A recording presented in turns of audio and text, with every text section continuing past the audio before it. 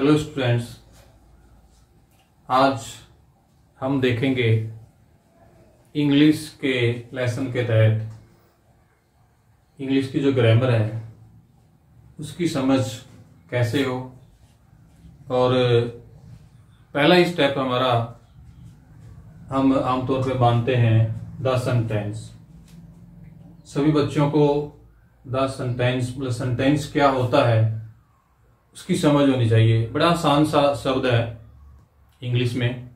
हिंदी में आपको भी पता है कि वाक्य होता है, लेकिन इंग्लिश को और अच्छे तरीके से इसको समझने के लिए हम आते हैं।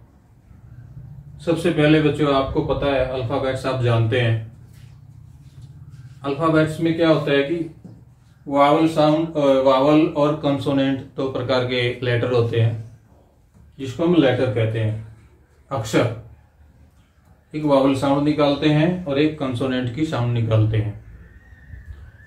तो सिंपल से हम इनको कह सकते हैं कि जो लेटर है, लेटर्स को इकट्ठा जब हम करते हैं, ग्रुप ऑफ लेटर्स, जो ग्रुप ऑफ लेटर्स होते हैं तो उसको हम वर्ड कहते हैं। Word, WORD, word.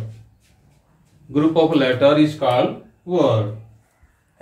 और जो ये वर्ड है ये मीनिंगफुल होना चाहिए, उसका कोई ना कोई अर्थ रखना मतलब निकलना चाहिए।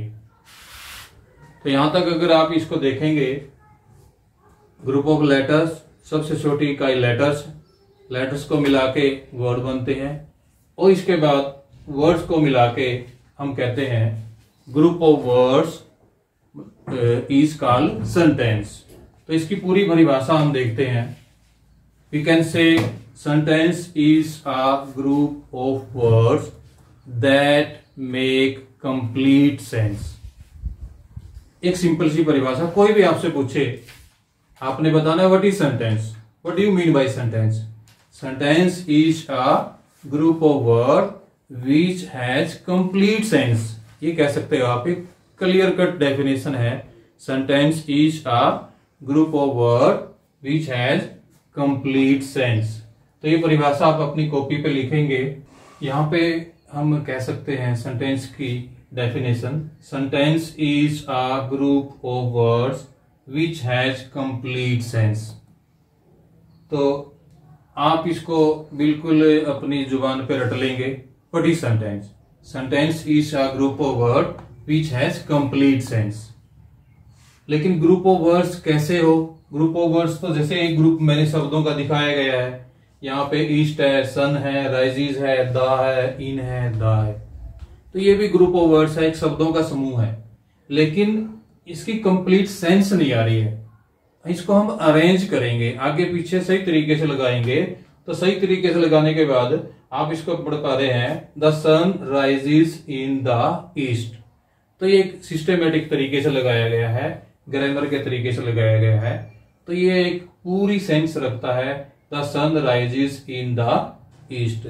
तो इसमें देखने की बात यह भी है कि सेंटेंस को हम दो तीन बातों से और पहचान सकते हैं। कोई भी वाक्य है, जो उस वाक्य का जो पहला अक्षर है वो कैपिटल लेटर से शुरू होता है। किसी भी सेंटेंस का जो पहला अक्षर है, आपने ध्यान रखना है कि वो कैपिटल लेटर से, कैपिटल मतलब बड़े अक्षर, अंग्रेजी के बड़े अक्षर, कैपिटल लेटर से शुरू होता है। और इसके अंत में फुल स्टॉप लगता है। फुल स्टॉप लगता है। फुल स्टॉप के अलावा दूसरे चिन्ह भी लग सकते हैं। आप इसको हम कह सकते हैं क्वेश्चन मार्क भी लग सकता है और साइन ऑफ एक्सक्लेमेशन भी लग सकता है, क्योंकि वो उस पर डिपेंड करेगा कि सेंटेंस किस प्रकार का है। तो ये एक साधारण स्टेटमेंट है, साधारण वाक्य है, असर्टिव सेंटेंस है। तो इसको फुल स्टॉप के साथ यहाँ पे बंद किया गया है। तो पहला जो सेंटेंस का जो पहला अक्षर है वो कैपिटल होगा और अंत में उसको फुल स्टॉप के साथ बंद करना है। और इसके अलावा जो इंटरोगेटिव सेंटेंस या दूसरे सेंटेंस है उसमें ये दूसरे चिन्ह भी आ सकते हैं। तो बच्चों, इसकी प्रैक्टिस हम करें, बिल्कुल आसान से तरीके से सेंटेंस को सीख सकते हैं। सेंटेंस की प्रैक्टिस के लिए आप जंबल वर्ड है, 7वीं क्लास में, 6ठी क्लास में, 8वीं क्लास में ये हमसे पूछा जाता है प्रश्न उत्तर में। किताब जो एक्सरसाइज है हमारी उनमें बताया जाता है जंबल वर्ड से सेंटेंस बनाओ। तो ये जंबल वर्ड ही है, वे आगे पीछे इनको अरेंज करके हम सही तरीके से वाक्य को बनाएंगे।